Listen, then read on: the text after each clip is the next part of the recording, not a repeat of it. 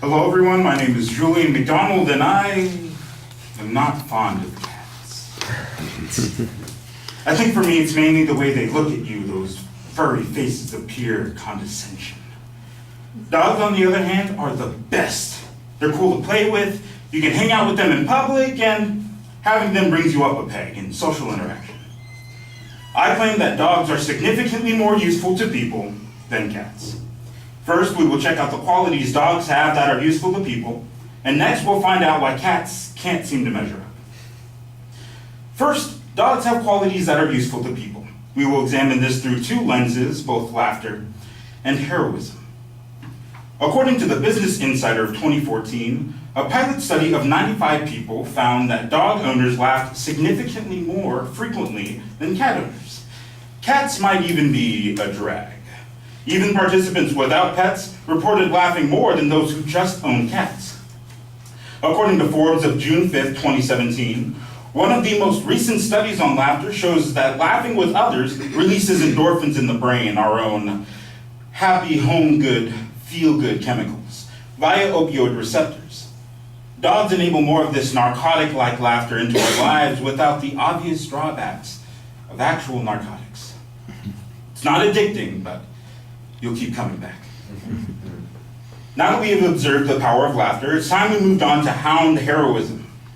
Business Insider furthers, dogs are known for their discerning noses, which can be used to snuff out bombs, find missing persons, or even track down criminals. Basically, dogs are four-legged crime fighters. Dogs are literally saving lives every day, and still have time to make you laugh when you get home. So far, we have the dogs are heroes, and will get you high. But not really. Now that we have taken a glance at the usefulness of dogs in our lives, we can now stoop down and take a gander at the opposite, for cats. We will peruse three different components: kitty intelligence, public opinion, and the desecration of human corpses. First, cats aren't too smart. As stated by the Huffington Post of January of 2014, because dogs are more social animals, they have developed larger brains in order to adapt to the demands of a socializing culture. Cats, on the other hand, thrive in a more solitary culture, and thus have brains that have not developed quite as rapidly over time. Therefore, cats aren't even smarter than dogs. It serves the reason that a being who doesn't even want to socialize with you can't really be expected to care for your well-being. The Huffington Post continues, in a 2010 study, researchers surveyed over 4,500 people, and only 11.5% of the people identified themselves as solely a cat person. 27.7% identified themselves as both a dog and cat person. Also, millionaires and business executives are more likely to own dogs. So, a few things here. Out of 4,500 people, just above 10 could say that they solely prefer cats, which makes a nice 40% that could tolerate cats at all. Most people prefer dogs to cats. Also, millionaires are more likely to own dogs, so if you're after that mentality, then you should probably rethink who you've got looking out for you. Once more from the Huffington Post, when people who live alone with their pets die unexpectedly, their buddies are sometimes left in the house for several days. Without their owners around to fill their bowls, the pets often go unfed. In cases where these people own dogs, their pets would usually go several days to a week without resorting to eating their owner's body. However, a cat would only wait a day or two. The gift that keeps on giving. A cat may not even wait for you to get cold before turning you into meownix. I guess you would be less appetizing cold. At least with a dog, you can be sure that they will do so only when necessary to survive. Okay, I hope I was not barking up the wrong tree when I said that cats are just pawful. I don't mean to say that if you're a cat person, you're wrong. I'm simply educating on the fact that dogs are significantly more useful to people than cats. We examined my claim by first adopting a few ways that dogs improve our lives, and lastly, putting our love of cats to sleep. Thank you.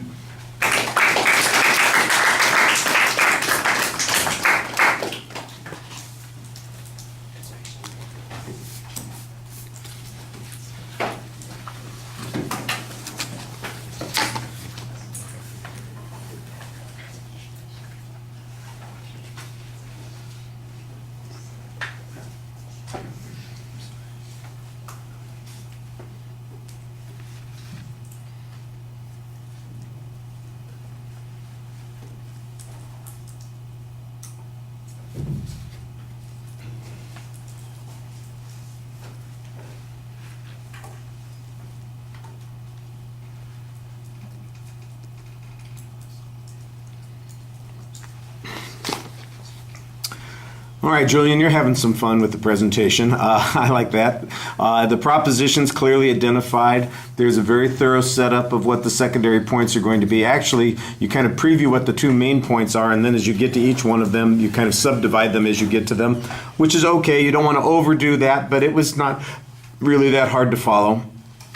So that makes it pretty straightforward. There is an assumption here that people might have to choose in preferring one over the other, or that there would be some reason that we have to decide this. I'm not exactly sure why people see this as being controversial. People have different needs or different motivations in the pets that they own, and it might have a lot less to do with whether or not the dog is going to rescue us from a disaster, and more to do with whether or not there's enough room for a dog or a cat in the apartment that you're occupying, that sort of thing. So, I think you found good issues to make comparisons on to make dogs look good, but I'm not exactly sure that you necessarily picked out the ones that would be most important and are part of the reasons why people choose a pet, for instance. The evidence was pretty good. The one place where I didn't think there was any source citation was on the one thing where you were talking about the dogs waiting a week to eat you and a cat going after you right away. I assume you probably had an example, but you didn't cite that example. I don't know why you believe that this is true. I suspect that there are plenty of dogs that wouldn't wait that long. I don't know about the cats, but like I said, that was the only place where I didn't hear a source citation. Everything else you had some information on, which I thought was pretty consistent in the way you cited it as well. You had surveys of cat owners and dog owners. You had you had a couple of incidents of heroic dogs. You had the information about laughter, and although I got to tell you, I think if we measured the videos on YouTube and the laughter based on that the cat videos might outnumber the dog videos. So whoever's doing the refutation speech on that, you're going to have to do some Google Analytics on that to figure out if that's true. All right, but I thought that the presentation was especially effective. You are engaged. You know what you're talking about. You know what you want to say. You've got a clever way of expressing it. The language is nicely planned.